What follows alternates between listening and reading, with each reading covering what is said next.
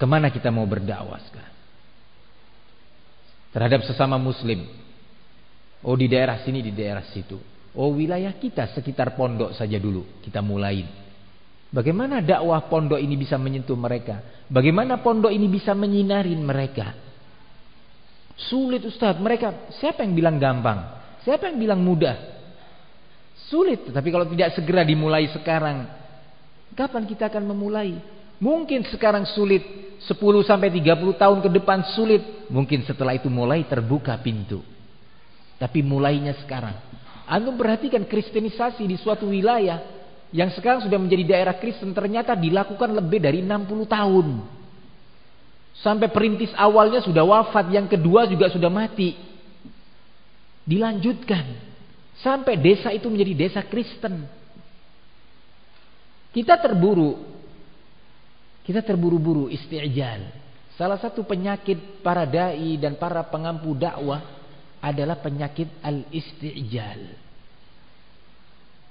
Terburu-buru sehingga akhirnya melahirkan pesimis. Sikap yang pesimis. Putus asa.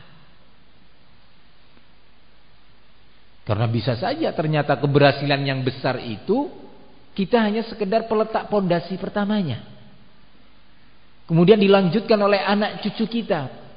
Batu bata di atasnya. Terus sampai terbentuk dinding. Dilanjutkan oleh yang berikutnya sampai dibangun sebuah atap. Antum lihat negara Arab Saudi, negara tauhid. Yang sekarang sudah menyerukan tauhid kemana-mana. Membiayai dakwah tauhid di berbagai belahan bumi ini.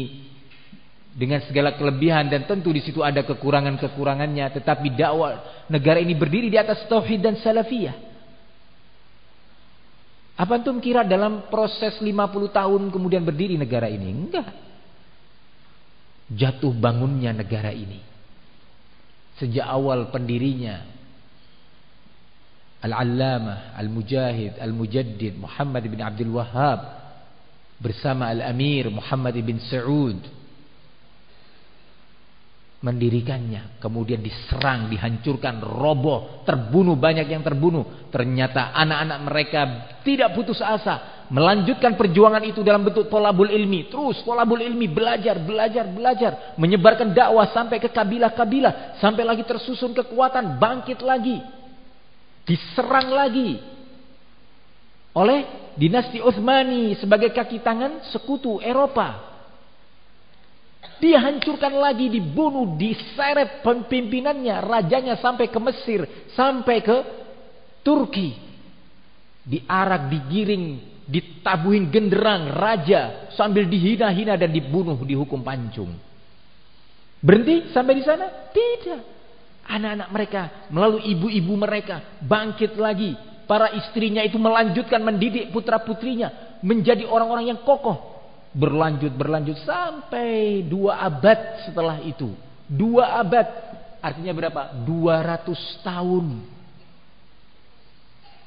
Al-Malik Abdul Aziz, ayah daripada Raja Salman, Raja Abdullah, Raja Fahad, Raja Faisal, namanya Raja Abdul Aziz, kembali bangkit dengan dakwah bersama ulama, kembali berjuang dalam sekian pertempuran sampai Allah beri kemenangan, dan sampai sekarang sudah lebih dari 100 tahun berdiri negara ini dan membiayai dakwah tauhid dan sunnah di berbagai belahan bumi. Dari sebuah kota yang kecil berkembang. Ayyuhal ikhwah, ini contoh. Kenapa saya sebutkan contoh yang ini? Karena sekarang ada di depan mata kita.